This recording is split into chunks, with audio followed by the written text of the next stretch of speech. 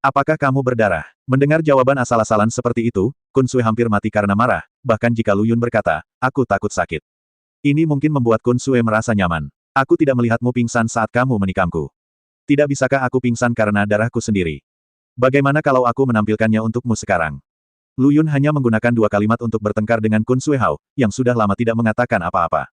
Apakah kamu masih bernapas? Jika kamu tidak marah sampai mati, datang ke sini dan bantu. Desak Lu Yun. Jika kamu tidak meminta Kun melakukan sesuatu, tidak bisakah kamu bersikap lebih sopan? Kun Sue berjalan mendekat dengan ekspresi acuh tak acuh, mengatakan bahwa dia telah lama melihat Lu Yun mengotak-atiknya, dan dia masih penasaran dengan apa yang dilakukan pihak lain. Brengsek, Kun Sue tidak bisa menahan diri untuk tidak bersumpah, meskipun apa yang kamu lakukan cukup melegakan, kamu tidak boleh mengatakan apakah itu terlalu mesum. Atau menurutmu anakmu punya hobi di bidang ini? Lu Yun, tangan Lu Yun membeku, hanya kamu yang memiliki hobi ini. Seluruh keluargamu memiliki hobi ini. Kalau begitu, Nak, jelaskan padaku apa yang kamu lakukan. Kun Sue melihat mayat cacing darah hitam yang sedang dimainkan Lu Yun dan berkata. Dan gulungan perkamen ini, apa yang terjadi? Apa yang terjadi? Apakah penjepitnya Liu Ming? Kun Sue meminta perkamen pedang Qi untuk melihat apa yang tertulis di atasnya, tapi dihentikan oleh Lu Yun. Jangan menyentuhnya, ini adalah hal baik yang kutinggalkan untuk para bajingan ini. Cepat bantu aku, selesaikan dengan cepat, ayo cepat kembali. Kembali, butuh waktu lama bagimu untuk melakukan perjalanan sejauh ini, dan kamu baru saja membunuh 2 serangga lalu kembali. Kalau begitu, bukankah kamu begitu malas?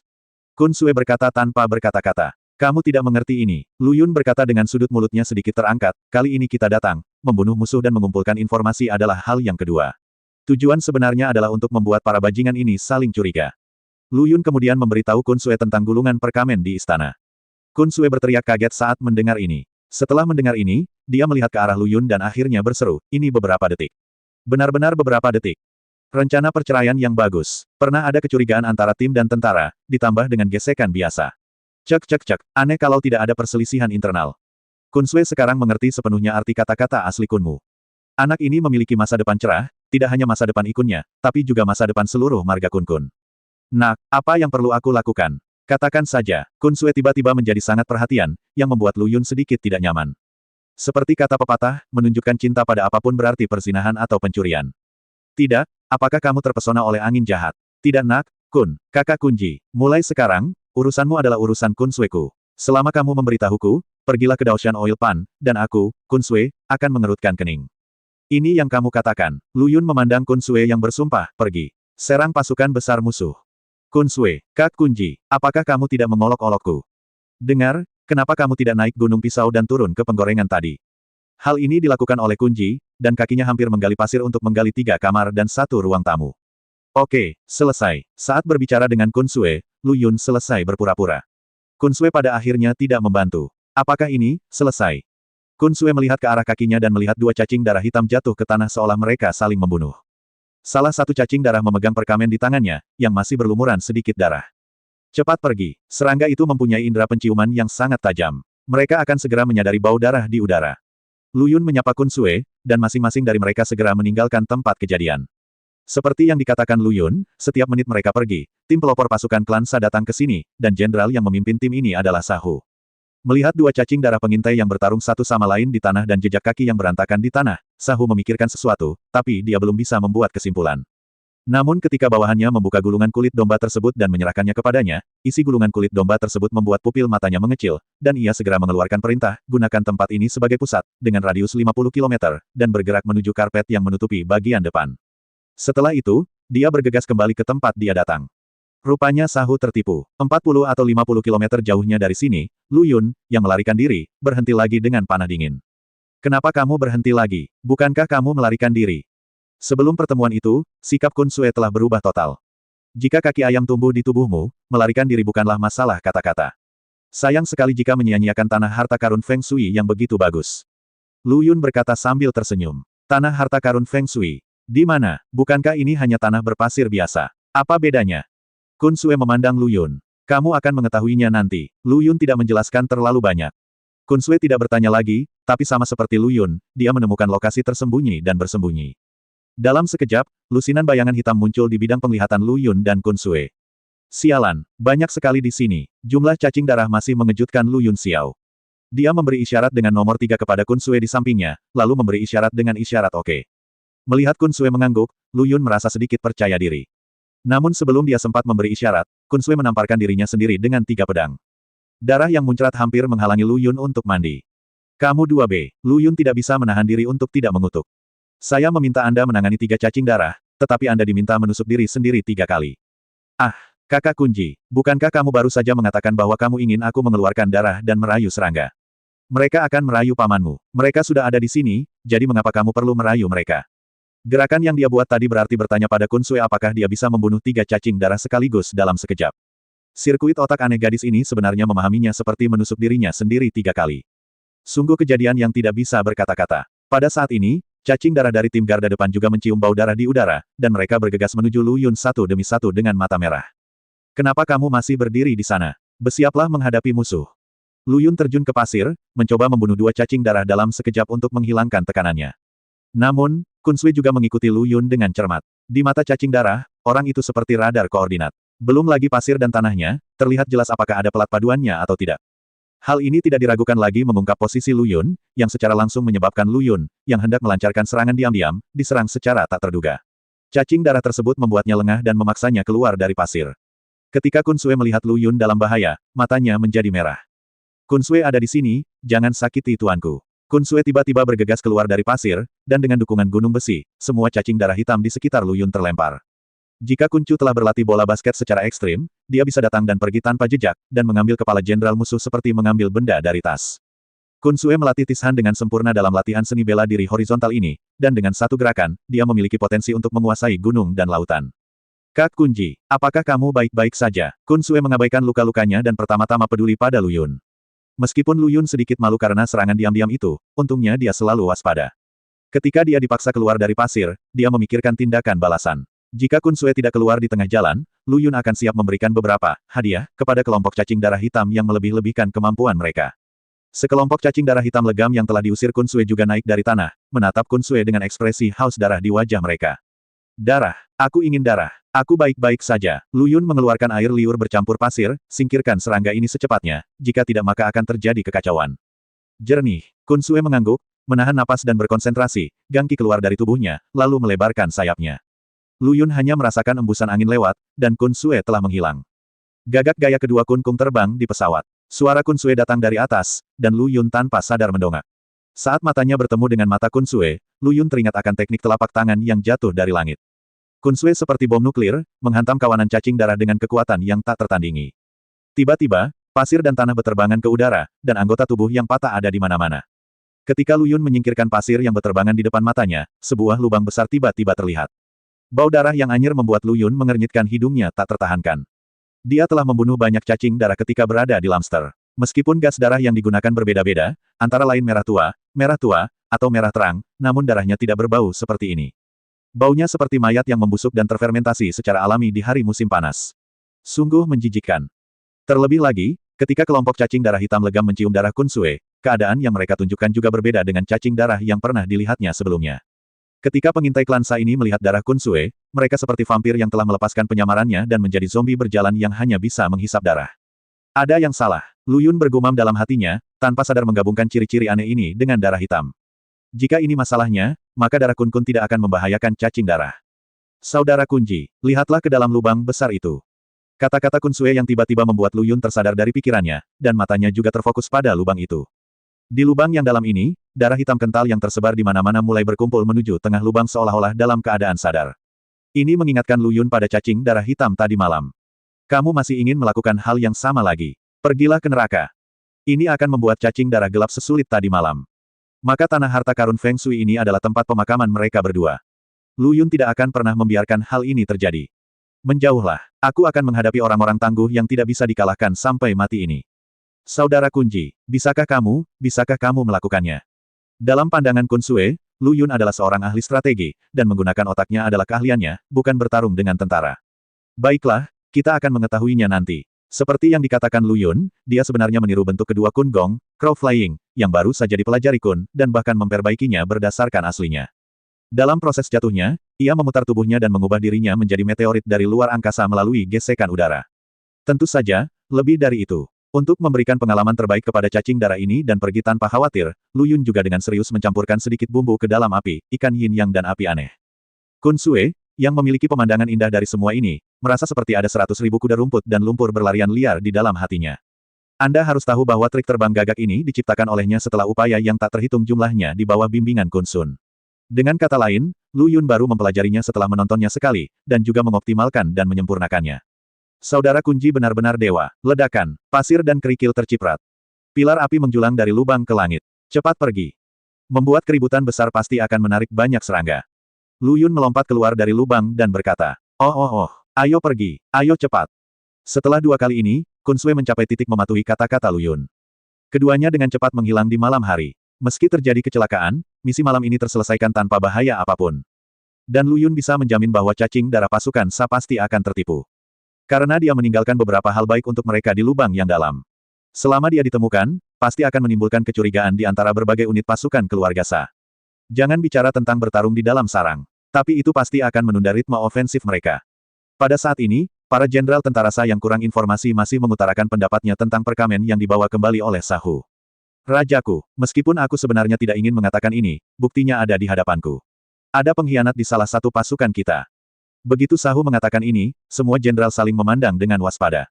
Jenderal ini tidak setuju dengan pandangan Jenderal Tiger. Seekor cacing darah berperut buncit melangkah maju dan berkata, Rajaku. Menurutku, ini adalah upaya Kun Kun untuk menyebarkan kecurigaan. Kemudian seorang jenderal berdiri, saya tidak setuju dengan pandangan kedua jenderal itu. Kedua jenderal itu memikirkan segala sesuatunya terlalu rasional. Bagaimana Kun Kun bisa begitu banyak akal? Jenderal ini percaya bahwa ini adalah cacing darah dengan niat pengkhianatan yang ingin berselingkuh dengan Kun Kun, bekerja sama di dalam dan di luar, dan membunuh semua pasukan kita. Pada akhirnya, mereka gagal mencapai kesepakatan dan melakukan serangan balik. Petik 2. Dan orang yang bisa melakukan hal seperti itu. Justru orang yang memandang Kun Kun dan orang lain terlalu rasional.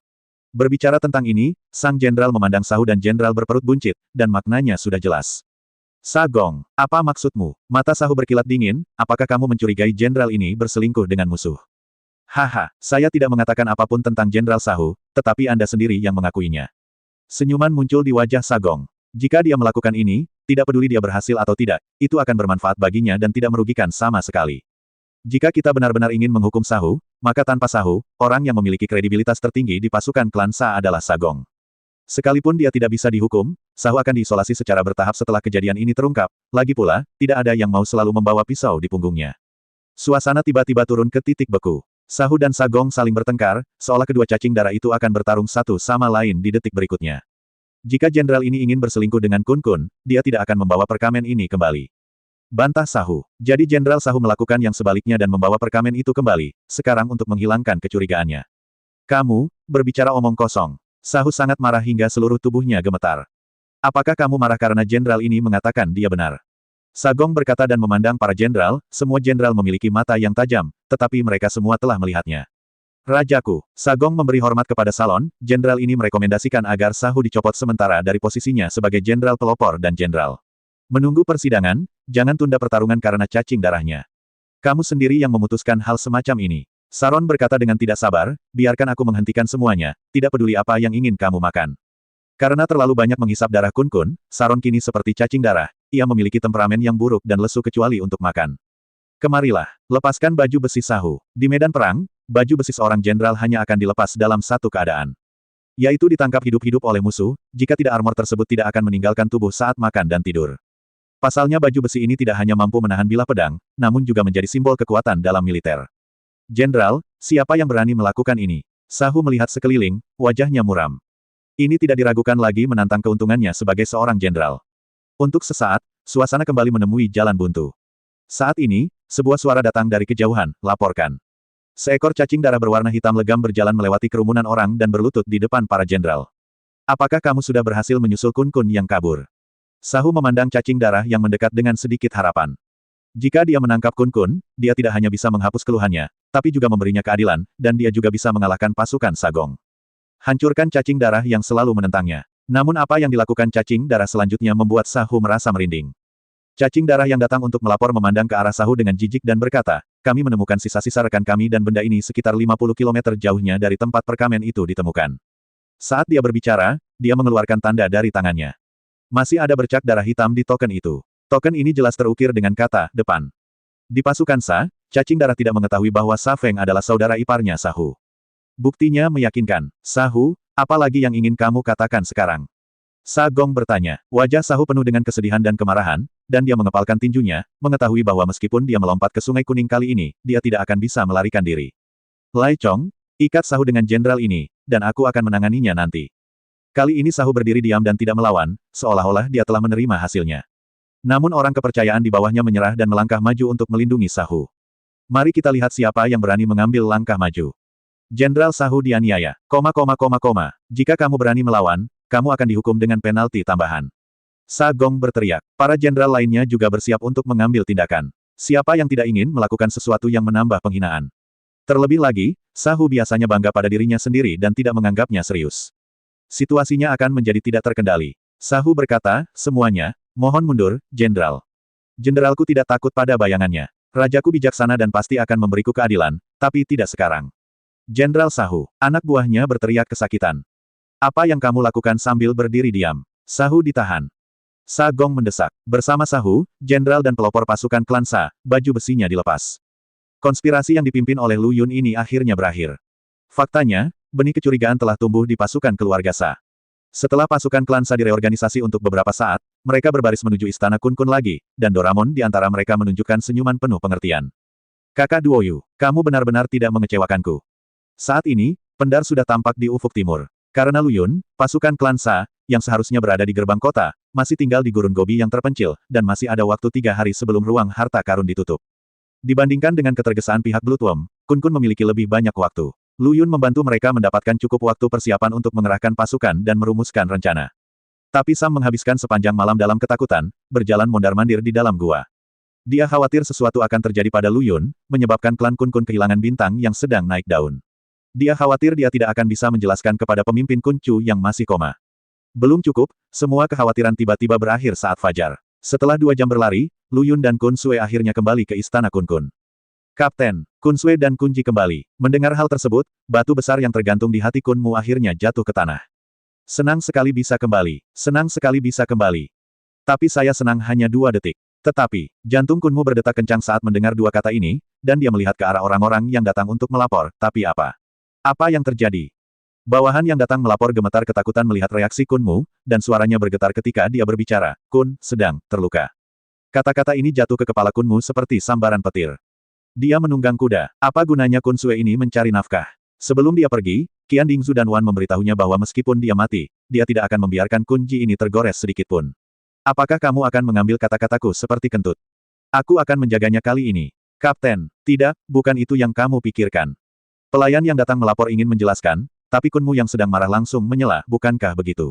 Jika kamu ingin membela Kun Sue, aku akan menghukummu dengan hukum militer. Ayo pergi, bawa aku menemui mereka secepatnya. Aku harus menjaga Kun Sue ini. Untungnya, Kun Sue membuka pintu dan masuk dengan penuh semangat. Melihat seringai Kun Sue lebar-lebar, Kun Mu yang sudah terlanjur marah langsung meledak. Berlututlah, Kun Sue tercengang mendengar kata-katanya. Mengapa? Kenapa? Kenapa kamu tidak tahu kenapa? Saat aku pergi, kamu menutup telinga terhadap apa yang aku katakan, kan? Noi, Kun Sue hendak menjelaskan, tetapi Kun Mu, yang tingkat kemarahannya telah mencapai puncaknya, memberinya kesempatan ini dan langsung mengeluarkan penjabat pemimpinnya. Sebagai pemimpin, aku memerintahkanmu untuk berlutut. Meski merasa dirugikan, Kun Sue tetap melakukan apa yang diperintahkan. Dia jatuh berlutut dengan bunyi gedebuk. Kun Mu tidak ragu-ragu, mengeluarkan kemoceng dari tangannya, dan mulai menyapa Kun Sue. Kun Sue menatap lurus ke matanya dan segera berhenti, tidak. Kapten, itu tidak perlu. Tidak perlu. Tidak perlu menjadi baik. Aku ingin kamu tahu apa yang tidak perlu hari ini. Setelah mengatakan itu, dia mengayunkan kemoceng itu ke arah Kun Sue. Kapten, bersihkan Liu Kun. Pelayan yang datang untuk melapor juga berlutut di tanah dengan bunyi gedebuk. Bawahanku tidak menjelaskan masalahnya dengan jelas sekarang. Apa yang tidak dijelaskan? Kun Mu memandang pelayan yang datang untuk melapor. Bawahanku terlalu gugup sekarang dan tidak menjelaskan masalahnya dengan jelas. Kun Sue lah yang terluka, tapi Kun Ji baik-baik saja. Kun Mu, baru pada saat itulah Kun Mu menyadari bahwa Kun Sue, yang sedang berlutut, ditutupi perban. Saya merasa malu saat itu. Kun Sue, yang masih berada dalam kabut, juga memahami apa yang sedang terjadi dan berdiri dari tanah, jadi pemimpinnya marah karena ini. Jangan khawatir, saya mengembalikannya kepada Anda dalam keadaan utuh. Lalu kenapa kakak Kun Ji tidak menemuiku bersamamu? Kun Mu memanfaatkan keunggulan keledai itu untuk menyingkirkan kemoceng di tangannya. Dia dipanggil oleh jenderal, sepertinya dia memiliki sesuatu untuk didiskusikan. Mengapa saya tidak segera datang untuk memberi Anda izin? Kun Sue menjelaskan. Kun Mu menghela nafas lega, melambaikan tangannya, dan meminta para pelayan pergi lebih dulu. Tak lama kemudian, hanya Kunmu dan Kun Sui yang tersisa di ruangan itu. Aku minta maaf tadi. Aku sedikit terlalu emosional. Apa yang kamu katakan, Kapten? Seharusnya akulah yang perlu meminta maaf. Aku tidak dapat melihat kebenarannya, dan aku hampir tidak menghancurkan saudara Kunji. Untungnya, kamu ada di sini, Kapten, jadi aku tidak menguburnya. Kunji, bakat kakak. Kun Sui sepertinya teringat kejadian ketika dia mempersulit Lu Yun, dan wajahnya memerah karena malu. Oh, apakah kamu juga melihat titik bersinar pada saudara Kunji? Kunmu berkata sambil tersenyum. Kun Sui mengangguk dan berkata dengan tulus, saudara Kunji. Dia benar-benar dewa kunyai, bijaksana dan berani, dan berpandangan jauh ke depan. Dengan dia di sini, mungkin klan Kun-Kun kita benar-benar bisa meninggalkan penjara ini. Anak ini memang jenderal yang berbakat. Jika dia bekerja keras, masa depannya tidak akan terbatas. Kunmu juga memuji Lu Yunlai. Kedua Kun-Kun itu saling memandang dan tertawa. Namun mereka berdua berhenti tertawa dan berkata serempak, tidak. Perang akan segera dimulai. Jenderal memanggil saudara Kunji saat ini. Niatnya jelas. Bahkan keluarga kerajaan saat ini tidak bisa mengambil Kun-Kun yang disukai ikun kita, kata Kunmu dengan jujur, perkataannya penuh percaya diri. Dan ini juga yang menjadi kepercayaan diri Ikun. Kun Sui, istirahatlah di sini sebentar, dan aku akan membawa saudara Kunji kembali dari jenderal. Tidak, aku ikut denganmu. Dia tidak bisa berhenti melakukan hal semacam ini. Kedua Kun-Kun itu keluar dari gua satu demi satu dan langsung menuju istana. Saat ini, situasi di istana seperti yang diharapkan Kunmu. Jenderal memberikan sebatang ranting zaitun kepada Lu Yun, dan manfaatnya menjadi lebih berlimpah dalam sekejap. Semua menteri yang hadir menelan ludah mereka dan berpikir, mengapa Anda begitu memperhatikan anak laki-laki yang tidak memiliki rambut sama sekali? Kunji, bukankah ini cukup untuk membuatmu terkesan? Mampu sejajar denganku, jenderal ini, berarti di seluruh klan Kun-Kun, kecuali rajaku, kamu adalah yang terbesar. Apa kamu tidak mengerti hati orang yang begitu kuat? Lu Yun juga bingung saat ini. Bagaimana situasinya? Apakah keluarga kerajaan Kun-Kun dan Ikun bukan berasal dari golongan yang sama? Kenapa kamu masih berburu? Selain itu, penggaliannya sangat eksplisit, jadi Anda tidak bisa lebih halus dan tidak jelas. Jenderal, begini, saya sibuk sepanjang malam, dan saya lelah secara fisik dan mental. Tolong izinkan saya kembali dan istirahat dulu. Lu Yun mengertakkan gigi dan tidak mau menjawab pertanyaan ini. Istirahat. Oke, selama kamu berjanji melakukan sesuatu untukku, cantik, kamu akan mendapatkan rumah yang bagus. Selama kamu mau, aku bisa mencarikanmu selir di harem kerajaan untuk menemanimu sekarang. Jenderal berkata dengan berani, dia bukan istrinya, jadi dia mengatakannya dengan sederhana. Namun pernahkah Anda memikirkan perasaan terasing yang dirasakan raja? Kun sedang mengasingkan diri, dan suami yang istrinya tidak setia datang dari langit. Awalnya berangin, lalu hujan, dan padang rumput hijau ada di atas. Tunggu sebentar, tepat ketika Lu Yun berada dalam dilema, sebuah teriakan tajam datang dari luar istana. Setelah Lu Yun mendengar suara familiar ini, dia segera mengangkat dahinya, menjadi pucat, terhuyung dalam 2 langkah dan hampir jatuh. Kongkici saudara, embusan angin putih bertiup lewat, menjatuhkan semua menteri ke tanah dan memegang erat Lu Yun. Kun yang mengambil tindakan adalah Kun Sui. Jenderal itu tercengang saat melihat Lu Yun dalam situasi ini, dan buru-buru berteriak, di mana dokter istana? Segera panggil dokter istana. Tidak perlu, Kunmu, yang datang bersama Kun Sui, datang berikutnya, Jenderal tidak perlu mengkhawatirkan urusan Ikun kita. Kita bisa menanganinya sendiri. Ikun saat ini sedang melakukan pekerjaan kepanduan di luar istana. Kalau dia dipindahkan sementara kembali, mungkin akan menunda waktu. Lebih baik biarkan dokter kekaisaran datang. Jenderal memberi isyarat dan mengirim anak buahnya untuk menanyakan dokter kekaisaran. Kunmu menghentikannya, tidak, semua Ikun kami ahli dalam keterampilan sipil dan militer, dan masing-masing dari mereka mengetahui beberapa keterampilan medis. Kunji dan saya dapat mengobati luka ringan Kunji, jadi tidak perlu menghabiskan banyak waktu. Saat pertempuran dimulai, para dokter akan sibuk. Bagaimana ini bisa dilakukan? Jenderal itu mengerutkan kening dan berkata, bagaimana jika Kunji memiliki penyakit tersembunyi? Ada spesialisasi dalam bidang ini, jadi lebih baik serahkan pengobatannya kepada Kun-Kun profesional. Apakah Anda, Sang Jenderal, mengeluh tentang kurangnya perlindungan saya? Aku dan kakak Kunji berada dalam bahaya 2 kali kemarin. Aku mempertaruhkan nyawaku untuk melindunginya. Meski aku terluka parah, aku tidak membiarkan kakak Kunji kehilangan sehelai rambut pun. Kun Sui mendengus dingin dan berkata, saudara Kunji, hanya saja dia lelah bepergian sepanjang hari, dan itu hanya membuang-buang tenaga. Istirahatlah yang baik dan kamu akan baik-baik saja.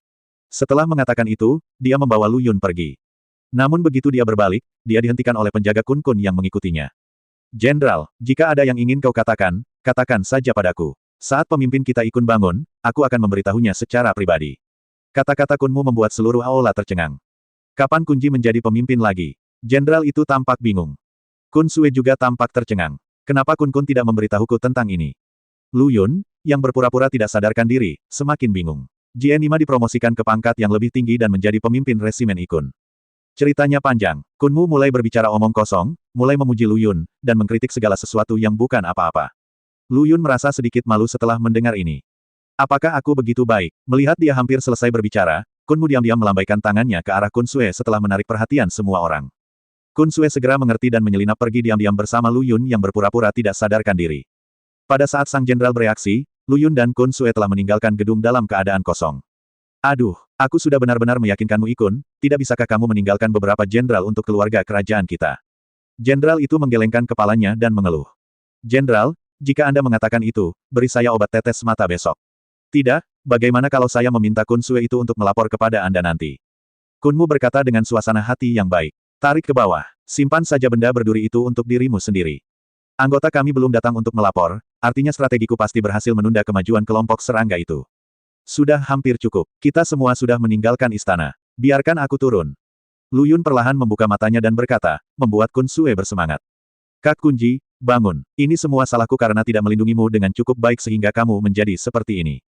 Saya bersalah. Kata-kata Kun Sue mengejutkan Lu Yun, yang benar-benar mengira dia pingsan karena terlalu banyak bekerja. Oh, tidak ada yang salah denganku. Aku baru saja mendengar suaramu dan kakak Kunmu dan mencoba keluar dari sini. Lu Yun melepaskan diri dari sayap Kai Kun Sue dan jatuh ke tanah.